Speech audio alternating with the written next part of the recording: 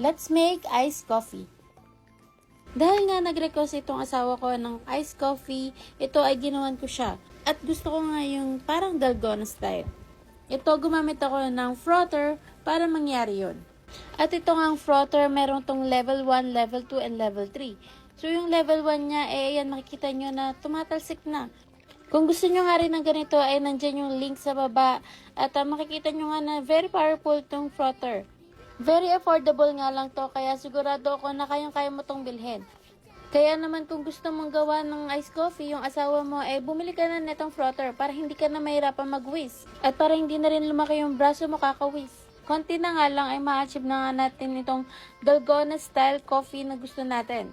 Rechargeable nga pala tong frother using Type-C cable. At ito, naglagay nga lang ako ng salted caramel dyan sa gilid para naman magkaroon ng konting flavor at hindi puro kapeng-kape.